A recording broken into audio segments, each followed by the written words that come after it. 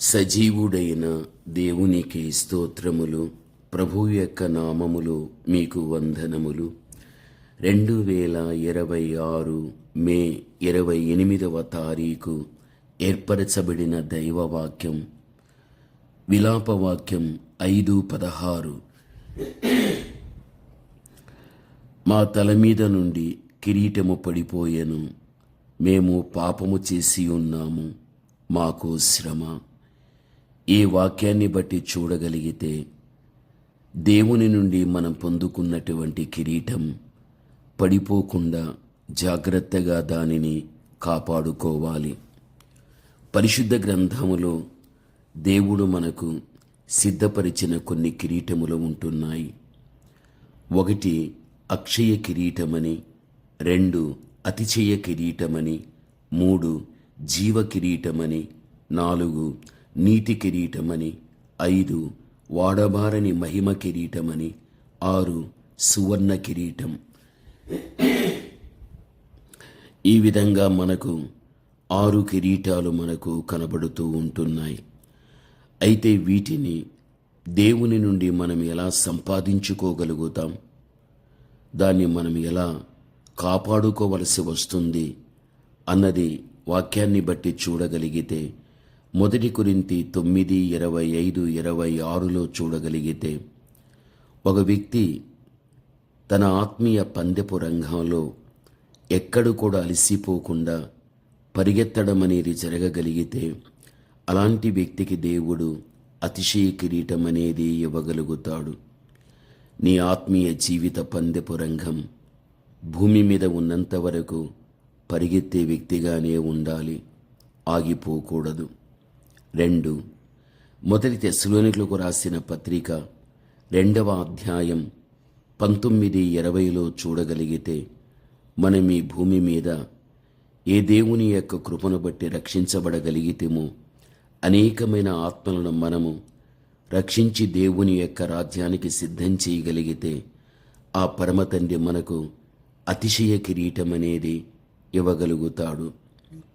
3వదిగా మనము చూడగలిగినట్లయితే, ప్రభువునందు ప్రియమైనటువంటి వారలారా, ప్రకటన 2వ అధ్యాయం 9-10లో చూస్తే, శ్రమలు సహించేటువంటి వారు ఎవరైతే ఉంటారో, ఒక జీవితాన్ని కలిగిన వారుగా ఎవరైతే ఉండగలుగుతారో అలాంటి వారికి దేవుడు జీవ కిరీటం అనేది ఇవ్వడం జరగగలుగుతుంది.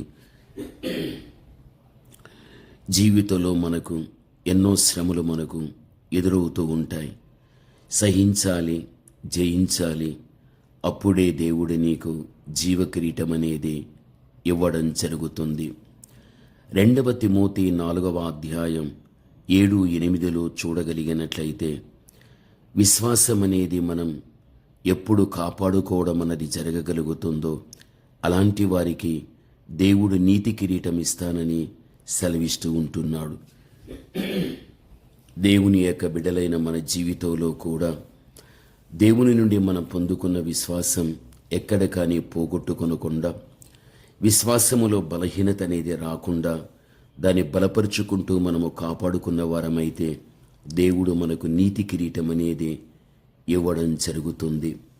1 పేతురు 5వ అధ్యాయం 3-4 వరకు చూడగలిగితే, నమ్మకమైనటువంటి కాపరులకు దేవుడు వాడబారని మహిమ కిరీటం అనేది ఇవ్వగలుగుతాడు.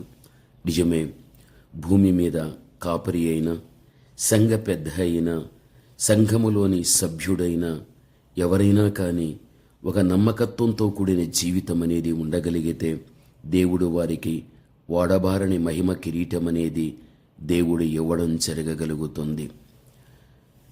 ప్రకటన 4:4లో చూస్తే, అన్నింటిలో ఆధిక్యత నొందిన పెద్దలకు దేవుడు సువర్ణ కిరీటం అనేది ఇవ్వగలుగుతాడు. నిజమే, సంఘ వ్యవస్థలో పెద్దలైన వారు అనుభవనీయులు.